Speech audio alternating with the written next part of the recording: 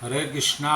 आज का हमारा सत्संग श्रीमद् भगवद गीता के 5वें अध्याय का 18वां श्लोक। भगवान कृष्ण कह रहे हैं 17वां श्लोक। मनुष्य की जब बुद्धि मन श्रद्धा शरण सब कुछ भगवान में स्थित हो जाते तो समझो अपूर्व ज्ञान समस्त कल्मशों से शुद्ध होता है और मुक्ति के पथ पर अग्रसर होता है। इसी बात पर आज की सत्संग होगी। आपके पास जो आपका धन है वो धन जो गवर्नमेंट ने बनाया वो धन नहीं, जबकि जो प्रकृति ने आपको दिया वो धन है मन बुद्धि श्रद्धा और शरण। ये चार धन आपके पास है और ये चार धन आप जिसको देंगे वही आपका हो जाए। तो ये चार धन है मन बुद्धि श्रद्धा और शरण। अब आप ये तीन जो चार भी जो लगाते हैं वो धन के लिए लगाते हैं, जो भौतिक धन है। मन धन पे लगाते हैं, श्रद्धा धन पे लगाते हैं और बुद्धि धन पे लगाते हैं और धन की शरण में हो जाते हैं तो धन तो मिल जाता है। लेकिन जो आत्मा की आवश्यकताएं हैं वो पूरी नहीं हो पाती।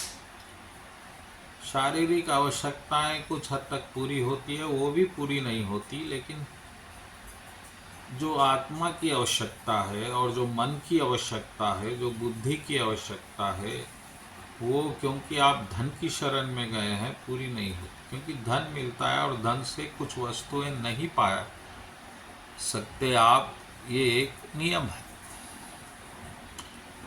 इस तरह धन से आप एक अच्छा पुत्र नहीं पा सकते, पत्नी पति नहीं पा सकते। तो ये तो फिर आपके कर्म की बात वो एक अलग बात हो जाएगी। तो भक्तगणों, ये सब जो आपको संपदा दी गई है, आपको धन प्रकृति का दिया गया है, ये किस लिए दिया गया है?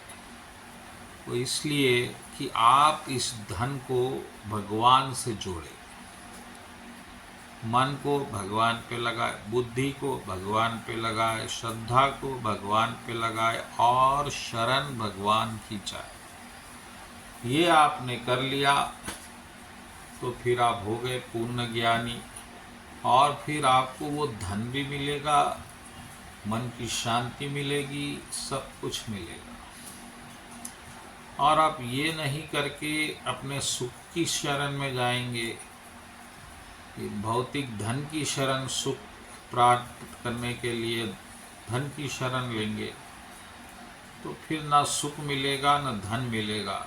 क्योंकि फिर यहाँ जो सुख की व्यवस्था है वो बड़ी अजब है, बड़ी झंझट है, जंजाल है। तो कृष्ण भगवान के अनुसार चार चीज़ें आपके पास निश्चित तौर पे है जो बहुत अमूल्य है, मन बुद्धि श्रद्धा और शरण। ये चार भगवान का हक है, भगवान को अर्पण कर दीजिए। और भगवान को भूल जाएंगे और किसी और चीज़ को फिर अर्पण करना पड़ेगा। तो ये चार चीज़ आप कहाँ लगाएंगे? सुख में आनंद में लगाएंगे। और सुख कहाँ रहेगा? इंद्रिय वस्तुओं में। तो इंद्रिय वस्तुएं तो शांत होगी नहीं, वो तो बढ़ती जाएगी उसकी प्यास। और इससे आप फिर धन की शरण में जाओगे, फिर धन पाना कठिन है, नियम का उल्लंघन होगा। नियम का उल्लंघन होगा तो प्रकृति फिर आपको उसका दंड देगी और ये बहुत से जंजाल हो जाएंगे। इसीलिए ये चार वस्तुएं भगवान के योग्य है, से भगवान को दे दीजिए और फिर भगवान आपको आपके सुख, आपकी शांति, आपकी अभिवृद्धि समृद्धि सबके लिए अपनी कृपा से प्रयत्न करें। फिर आपको अपने दिमाग में ये सब लाने की आवश्यकता नहीं पड़ेगी।